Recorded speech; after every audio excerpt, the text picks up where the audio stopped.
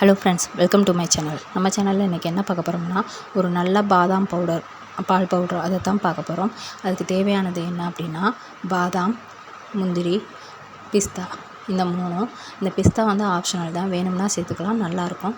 அடுத்து வந்து நம்ம ஏலக்காய் வந்து சேர்க்க போகிறோம். வேணும்னா குழந்தைகளுக்கு பிடிக்கும் அப்படின்னா நம்ம ஏலக்காய் வந்து 2 இது சேர்த்துக்கணும். அடுத்து ரொம்ப முக்கியமானது எதுன்னா சீனி. நம்ம சீனி தான் சேர்க்க போகிறோம். நான் இப்போ வந்து பாதாம் அலசி போட்டிருக்கேன். இப்போ நம்ம வந்து லோ ஃப்ளேமில் நம்ம பாதாமை இப்போ வறுக்க போகிறோம். பாதாம் வந்து ஒரு சிலர் வந்து நைட்டுக்கு ஊற வச்சு காலையில் தோலை உரித்து அதை மட்டும், அந்த பருப்பை மட்டும் போட்டு செய்வாங்க. நம்ம இப்போ தோலோடு தான் செய்ய போகிறோம். நல்லா பாதாமை வந்து ஓரளவுக்கு நல்லா வறுபடணும். அந்த வாசனை வரும் லைட்டாக, அதில் வந்து லைட்டாக தான் வரணும், நல்லா கருகிடக்கூடாது. அப்புறம் கருகல் வாசனை வரும். அந்த பாதாமில் வந்து லைட்டாக கருகலாக வந்ததுக்கப்புறமா அதை எடுத்துகிட்டு, அடுத்து முந்திரி வந்து நம்ம எவ்வளோக்கு எவ்வளோ பாதாம் போடுறோமோ அதில் பாதி அளவு முந்திரி போட்டுக்கணும்.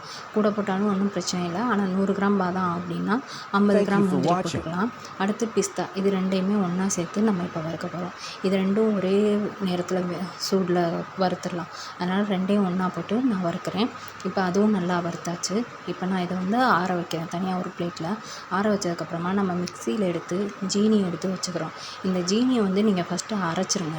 ஏன்னா ஜீனியோட எல்லாத்தையும் ஒன்றா போட்டு அரைச்சிங்கன்னா அப்படியே கெட்டியாக வந்து அப்படியே ஒரு நம்ம அல்வா சாப்பிட்றதுக்கு கிடைக்கிற மாதிரி கிடைச்சிரும். ஸோ சீனியை முதல்ல நல்லா பவுடராக்கிட்டு அதுக்கப்புறமா இந்த பாதாம், முந்திரி, பிஸ்தா இது எல்லாத்தையும் போட்டு அரைச்சி எடுத்துருங்க.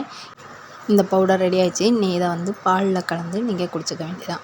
உங்களுக்கு கலர் தேவை அப்படின்னா நீங்கள் வந்து வறுத்துட்டு பொடி செய்யும்போது அந்த மஞ்சள் தூளை கொஞ்சம் சேர்த்து கலந்துக்கிட்டு நீங்கள் செஞ்சிங்கன்னா உங்களுக்கு இன்னும் நல்லா கலர் கொடுக்கும். பாதாம் பால் பவுட்ரு மாதிரியே வந்து நம்மளுக்கு பாதாம் பால் பவுட்ரு கடையில் வாங்கி எப்படி செய்வோமோ அந்த மாதிரியே இருக்கும். வேணும்னா குங்குமப்பூ சேர்த்துக்கலாம், அது ஒரு ரிச் டேஸ்ட்டை கொடுக்கும். தேங்க்ஸ் ஃபார் வாட்சிங்.